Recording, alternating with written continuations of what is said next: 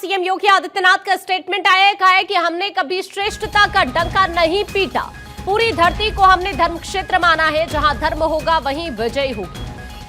भारत ने जियो और जीने दो का सिद्धांत दिया है। अपने धर्म में मरना भी श्रेयस्कर है। कर्म वही जिसमें फल की इच्छा ना हो। भगवान श्री कृष्ण ने निष्काम कर्म की प्रेरणा दी। सीएम योगी की तरफ से कहा गया, सुनिए। श्रीमद् भगवत गीता जो भगवान की दिव्य वाणी है, जिसके महोत्सव के साथ आज हम सबको जुड़ने का अवसर प्राप्त हो रहा है।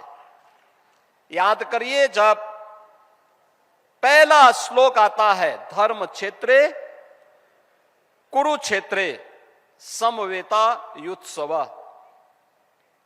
यानी धर्म क्षेत्र से ही शुरू होता। धर्म क्षेत्र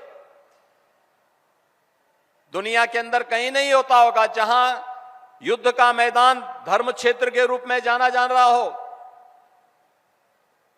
लेकिन हमारे यहां हर कर्तव्य को हमने पवित्र भाव के साथ माना है। अच्छा करेंगे पुण्य के भागीदार बनेंगे, गलत करेंगे पाप का भागीदार बनेंगे। और यह मान करके जब हर सनातन धर्मावलंबी चलता है तो वह अच्छा करने का प्रयास करता है।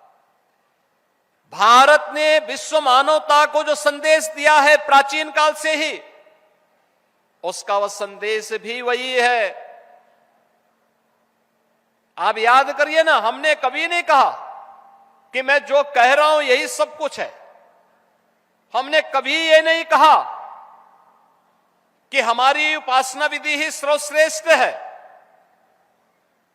हमने सब कुछ होते हुए भी कभी भी अपनी श्रेष्ठता का डंका नहीं पीटा। जो आया उसको शरण दिया, जिसके ऊपर विपत्ति आई उसके साथ खड़े हो गए, जिसके सामने कोई चुनौती आई उसकी चुनौती का सामना करने के लिए सनातन धर्मावलंबी उसके साथ सहयोग के लिए खड़ा हो गया। अन्याय नहीं होना चाहिए, जियो और जीने दो की प्रेरणा अगर किसी ने दी है तो अब भारत की भूमि ने दी है। अयम निज परोवेति गणना लघु चेत साम उदार चरिता नाम, तो वसुधैव कुटुंबकम की प्रेरणा भारत की धरती ने दिया है, दुनिया ने नहीं दिया है। ये भारत की ही धरती देगी। और इसलिए धर्म क्षेत्र को भी हमने, धर्म क्षेत्र अपनी पूरी भारत की धरती को हमने धर्म क्षेत्र माना। तो इसलिए युद्ध का मैदान भी हमारे लिए धर्म क्षेत्र है, कर्तव्यों से जुड़ा हुआ क्षेत्र है। क्योंकि वह धर्म क्षेत्र में जो युद्ध भी लड़ा जा रहा है वह कर्तव्यों के लिए लड़ा जा रहा है। और वही भाव जब सामने आता है, अंत में आप देखते होंगे, अंतिम श्लोक जब आता है, अंत में धृतराष्ट्र पूछ ही पड़ते हैं कि भाई बताओ तो क्या होने जा रहा है इस युद्ध का परिणाम। उसने कहा युद्ध का परिणाम तो पहले से तय है। यत्र योगेश्वर कृष्ण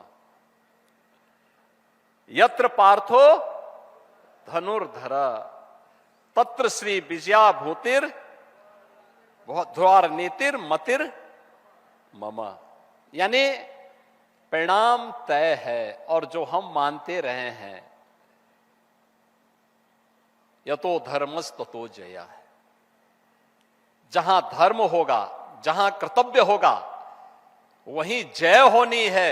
उसके इतर कुछ नहीं हो सकता, कुछ नहीं हो सकता। किसी को कोई गरूर नहीं पालना चाहिए कि अधर्म के मार्ग पर चले और विजय हो जाए। कभी नहीं, कभी नहीं हो सकता।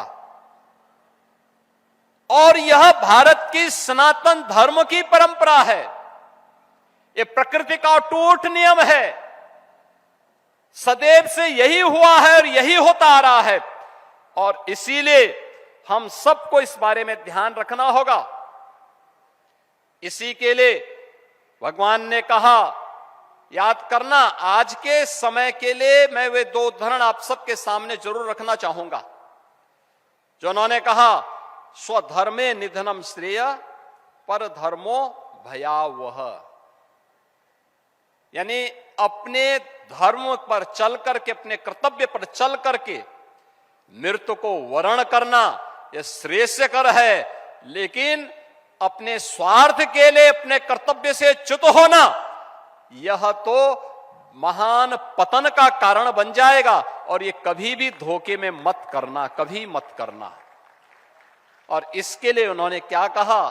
इसके लिए कर्मण्येवाधिकारस्ते मा फलेषु कदाचन, यानी कर्म की प्रेरणा। कर्म कौन? जिस कर्म में फल की इच्छा न हो, फल की इच्छा न हो।